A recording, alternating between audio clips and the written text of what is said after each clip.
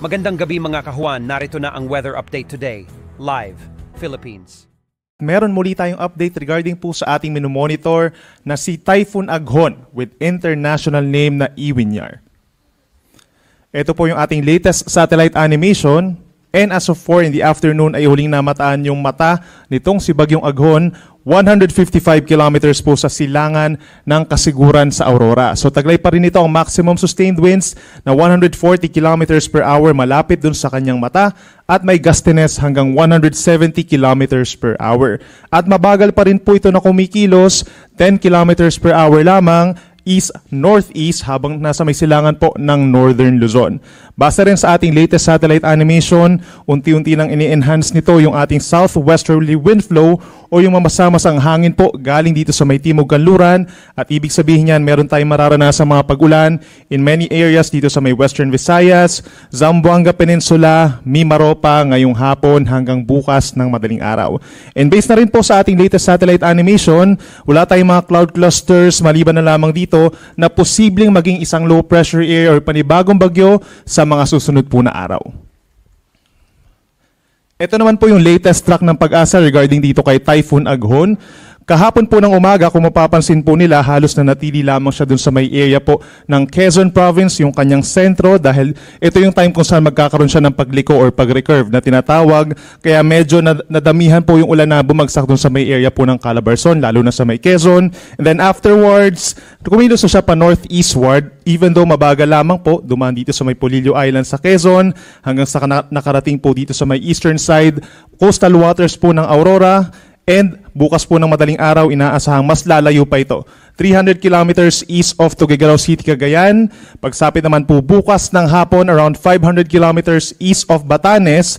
At mas lalayo pa pagsapit po ng Wednesday ng hapon, more than 1,000 kilometers na east-northeast of extreme northern Luzon. At afterwards, lalabas na po siya ng area of responsibility. For the next 2 days, mananatili pa rin po siya as a typhoon that is between 140 hanggang 155 kilometers per hour. So medyo malakas pa rin po. Even though yung ating inaasahang malalakas sa mga hangin na itong nasa circle na ito ay hindi na may experience ng ating bansa paglabas niya or paglayo pa ng konti bukas ng madaling araw. Sa ngayon po, ito yung ating mga signal number 1. So natanggal na po yung ating mga areas na merong signal number 2 dito sa may Eastern Isabela and sa Aurora. Meron tayong signal number 1 pa rin sa eastern portion of Quirino, kabilang ng Madela, Nagtipunan, and Aglipay. Southern portion of Nueva Vizcaya, kabilang ang Anfolso, Castañeda, Dupax del Sur, and Dupax del Norte. Eastern portion of Isabela, kabilang mga bayan ng Divilacan, San Mariano, San Guillermo, Jones, Etchague, San Agustin, Maconacon, Ilagan, Benito Soliven, Angadanan, Nagilian, Kawayan, Palanan, and Dinapigue. Buong Aurora po, signal number 1, ganyan din sa northern portion of Quezon, General Nakar, Infanta, Real, at buong Polillo Islands.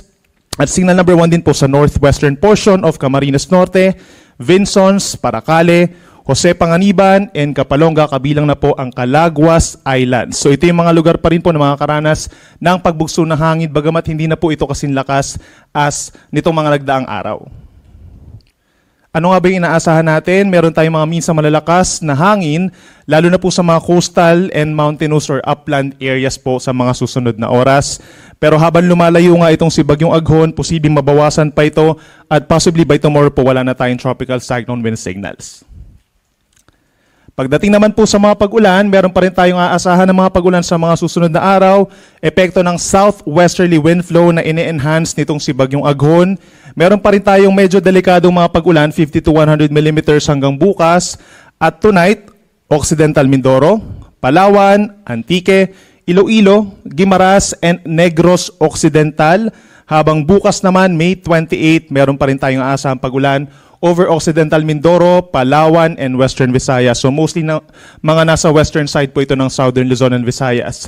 For Metro Manila naman po, gayon din ang malaking bahagi ng Luzon, ay makakaranas pa rin po tayo ng kalat-kalat na ulan, lalo na po sa hapon hanggang sa gabi sa mga susunod po na araw. May epekto rin yung southwest wind flow, kaya pinakamatataas yung tsansa ng ulan dito sa Zambales, Bataan, Ilocos Region, Cavite, Batangas, Metro Manila, at doon pa rin po sa mga areas na western side ng Southern Luzon and Visayas. Kaya naman po, patuloy na paalala natin sa ating mga kababayan, mag-ingat pa rin po sa mga posibleng pagbaha. Yung pag-apaw ng ating mga ilog, possible pa rin po, no, dahil patuloy yung mga pag-ulan at yung landslides, nandyan pa rin po yung banta, lalo na po sa mga mountainous areas or bulubundukin na lugar. As for our gale warning, dahil po dito kay Bagyong Aghon, meron pa ring maalon na karagatan hanggang 4.5 meters dito po sa eastern seaboard of Cagayan, Isabela, Baybayin ng Aurora at ng Northern Quezon kabilang po ang Pulilio Islands. Delikado pa rin po ang pumalaot sa mga nabanggit natin ng mga seaboards at inaasahan natin na habang lumalayo itong si Bagyong Aghon, posibleng mawala na rin po by tomorrow yung ating gale warning. Even though meron pa rin tayong maalon na karagatan by tomorrow in many areas of Luzon. To sum it up, inaasahan po natin na kikilos pahilagang silangan or northeastward itong si Bagyong Aghon sa susunod po na 2 araw habang nandito sa may Philippine Sea hanggang sa makalabas siya ng ating area of responsibility pagsapit po ng Wednesday ng hapon.